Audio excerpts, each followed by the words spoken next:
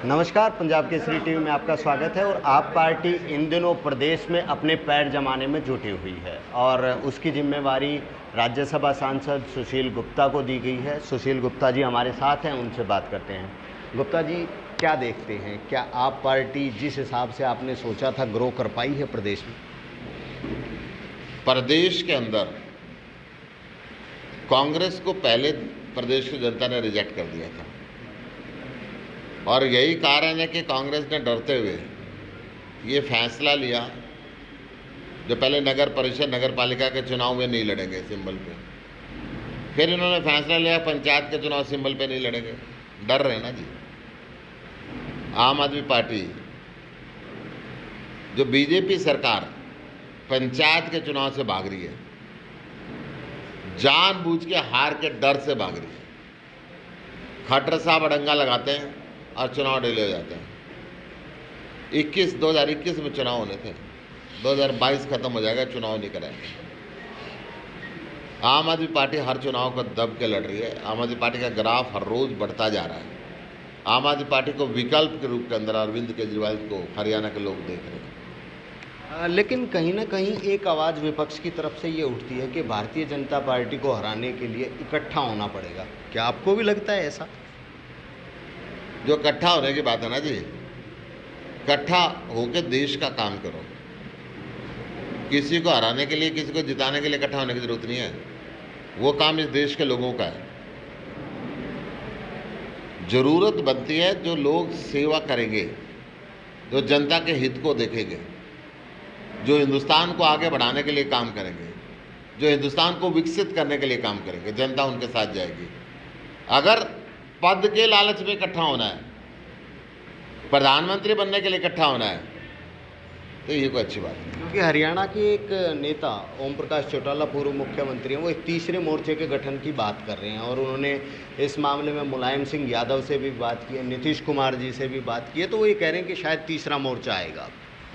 देखिए साहब, जो मोर्चा तीसरा हो गया, वो आएगा कैसे? हम तो पहले मोर्चे के आदमी हैं, पहले नंबर पे आएंगे।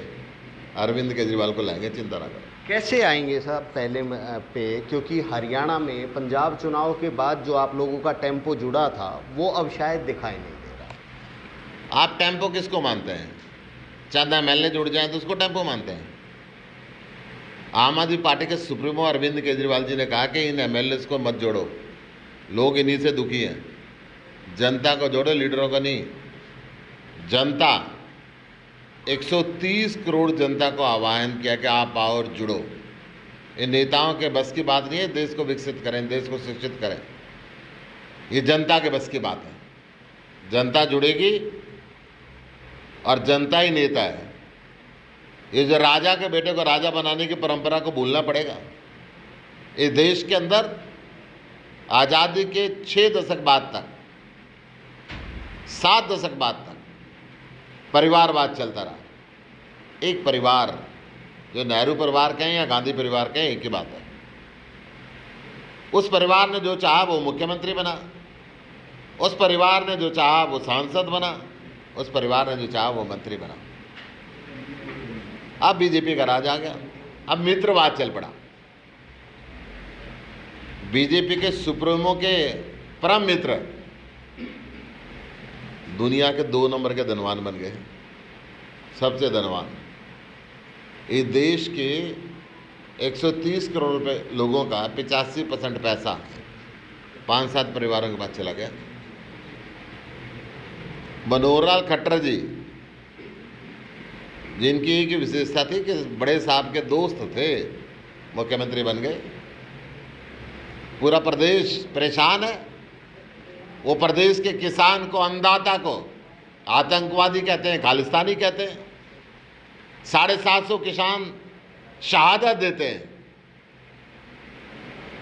आज तक शोक प्रस्ताव पारित नहीं करते हैं। ये मित्रवाद, ये परिवारवाद छोड़ के राष्ट्रवाद पे आना पड़ेगा। आम आदमी को सत्ता पे बैठाना पड़ेगा, ईमानदार लोगों को लाना पड़ेगा, हिंदुस्तान को शिक्षित करना पड़ेगा, विकसित करना पड़ेगा, हिंदुस्तान को बारोजगार करना पड़ेगा, व्यापारी को संरक्षण देना पड़ेगा। मजदूर को समय पे अच्छी मजदूरी मिले सुनिश्चित करना पड़ेगा, पढ़े लिखे युवा को रोजगार मिले ये तय करना पड़ेगा, और जो दोषी हैं, ये बात ना मिलने वाले, जो करप्ट हैं, जो भ्रष्ट हैं, उनको हटाना पड़ेगा। कैसे लगता है आपको कि हरियाणा में आप पार्टी की सरकार बन जाएगी? ऐसा क्या देंगे आप जनता को जो आप ये दावा कर रहे हैं कि हरियाणा में आप पार्टी की सरकार बन? इस देश के अंदर परंपरा थी कि सरकारी स्कूल और कॉलेज अच्छे नहीं हो सकते। हमने परंपरा को तोड़ा और बताया ईमानदार सरकार हो तो सरकारी स्कूल और कॉलेज अच्छे हो सकते हैं। इस देश में परंपरा थी कि सरकारी हॉस्पिटल बढ़िया नहीं हो सकते, 24 घंटे फ्री दवाई नहीं मिल सकती, अच्छे डॉक्टर उपलब्ध नहीं हो सकते। हमने परंपरा को तोड़ा और ये कहा कि सब कुछ फ्री मिलेगा, ना केवल अपने राज्य को, जिस भी राज्य से जो भी आएगा उसको भी मिलेगा। इस देश के अंदर परंपरा थी भ्रष्टाचार खत्म नहीं हो सकता, हमने उस परंपरा को खत्म किया। इस देश के अंदर परंपरा थी कि सारी सरकारें, चाहे केंद्र की सरकार हो चाहे राज्य की सरकार हो, घाटे पे चलेंगी। 3 लाख करोड़ रुपए का कर्ज है हरियाणा सरकार के पास, हमने उस परंपरा को खत्म किया।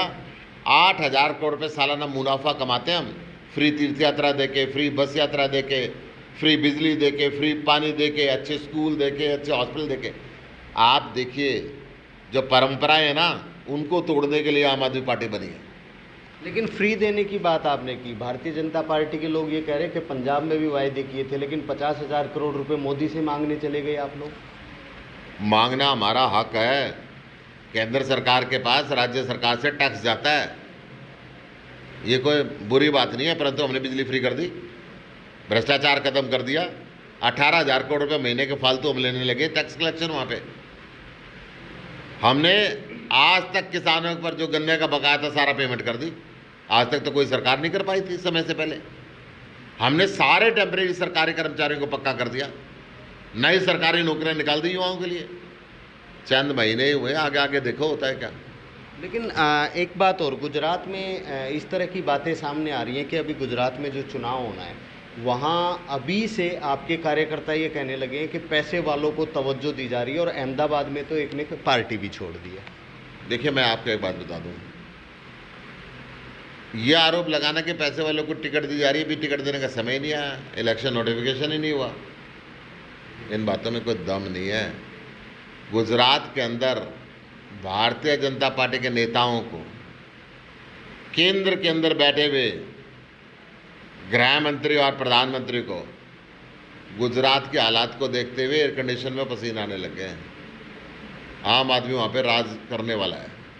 आप हरियाणा में आपके सामने एक SYL की चुनौती नहीं आएगी जब आप जनता के सामने जाएंगे? क्योंकि विपक्ष ने तो आप लोगों के ऊपर अब सवाल उठाने शुरू कर दिए हैं कि आप SYL पे अपना स्टैंड क्लियर नहीं कर पा रहे।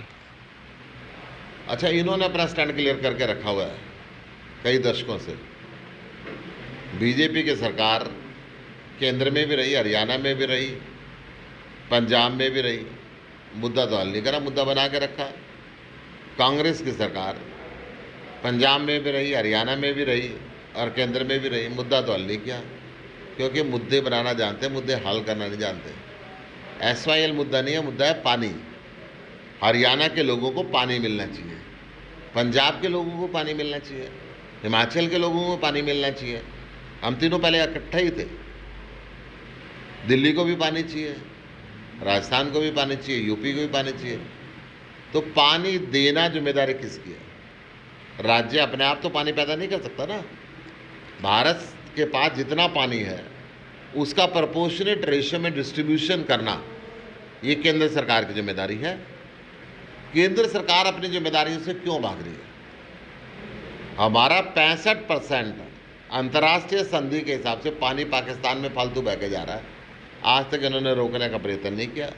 हमारे यहाँ कहीं बाढ़ आई रहती है, कहीं सूखा पड़ा रहता है, नदियाँ जोड़ने का प्रयत्न नहीं किया, क्योंकि केंद्र सरकार अपनी जिम्मेदारियों से भाग रही है। अरविंद केजरीवाल जी ने कहा है प्रधानमंत्री इसका हल दें। अगर उनको हल नहीं आता है तो अरविंद जी को चाय पे बुलाएं, उनको हल बता के आएंगे। तो आप केंद्र सरकार कह रहे हैं पानी देगी, लेकिन आप तो ये भी आरोप लगा रहे हैं कि केंद्र सरकार, क्योंकि भारतीय जनता पार्टी उसमें सबसे बड़ी पार्टी है, कि वो आप लोगों की जो सरकारें हैं उनको तोड़ने के लिए आपको पैसे दे रही है, आपके विधायक खरीदने का प्रयास कर रही है, और आप सबूत देने की भी बात कर रहे थे इस मामले में। साहब सबूत देने की ज़रूरत है क्या? महाराष्ट्र में इन्होंने क्या किया, मध्य प्रदेश में क्या किया, गोवा में क्या किया, मिजोरम में क्या किया, अरुणाचल में क्या किया?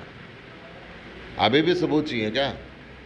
4 दिन पहले एक तरफ राहुल गांधी भारत जोड़ो यात्रा निकाल रहे हैं, एक तरफ बीजेपी उनका परिवार तोड़ो यात्रा निकाल रही है। गोवा में सारे लूट के ले गए। कांग्रेस बिकती है और वो खरीदते हैं। इन्होंने ये कोशिश की कि आम आदमी पार्टी को भी खरीद लें। जो कट्टर ईमानदारों की टोली है ना जी, आज तक किसी को ना खरीद पाए, ना तोड़ पाए, ना झुका पाए। जो मर्जी रेड करें, जो मर्जी 25-25 करोड़ का भाव लगाएं, ना आम आदमी वाले बिकते हैं ना डरते हैं। रेड तो कर दी, आपके विधायक को गिरफ्तार कर लिया गया है और उन पर आरोप लग रहे हैं करप्शन के। उसकी वीडियो देखी आपने? वहाँ पे जो पुलिस पार्टी रेड करने गई थी, करे साहब कुछ नहीं मिला है, घर आपका ही है। हमारे हेल्थ मिनिस्टर को कई महीने से अंदर करके रखा हुआ है, आज तक कोई आरोप नहीं है। हमारे उप मुख्यमंत्री के यहाँ लगातार रेड चली, मिला कुछ नहीं। ये जब तक नाजायज़ करते रहेंगे ना, ये देश की जनता सब कुछ देखेगी। फिर भी गिरफ्तार क्यों कर लिया गया? अगर कुछ भी नहीं मिला तो गिरफ्तार क्यों हुए अमानतुल्लाह खान? ये तो बेहतर होगा प्रधानमंत्री जी से पूछें। ईडी के खिलाफ सत्येंद्र जैन जी ने, हमारे हेल्थ मिनिस्टर ने सेशन कोर्ट के अंदर एक एप्लीकेशन लगाई कि साहब मेरे से जो पूछें वकील के सामने पूछें, लिखित में पूछें। कोर्ट ने उसकी परमिशन दी। ईडी हाई कोर्ट गई, हाई कोर्ट में शपथ पत्र पे ईडी ने कहा साहब सत्येंद्र जैन अपराधी नहीं है, दोषी नहीं है, इसके खिलाफ कोई एफआईआर नहीं है। वकील अपराधी को मिलता है, दोषी को मिलता है, इसलिए इसको वकील नहीं मिल सकता। तो उनका ही एफिडेविट है जिसने अंदर करके रखा हुआ है, हाई कोर्ट में दिया हुआ एफिडेविट है। आप पूछो उनसे ऐसा क्यों रखा हुआ है। तो सुशील गुप्ता से हमने बात की, इनका ये कहना है कितना ही प्रेशर कर लें, कितना ही ईडी सीबीआई किसी से भी जांच कर लें, आप पार्टी के पास कुछ मिलने वाला नहीं है और वो इसी तरह से चलते रहेंगे। रोहतक से मैं दीपक भारद्वाज, पंजाब केसरी टीवी। हमसे जुड़े रहने के लिए हमारे YouTube चैनल को सब्सक्राइब करें और नई वीडियो की नोटिफिकेशन के लिए बेल आइकॉन को दबाएं। अगर आप ये वीडियो Facebook पर देख रहे हैं तो लाइक जरूर करें और ज्यादा से ज्यादा शेयर करें। धन्यवाद।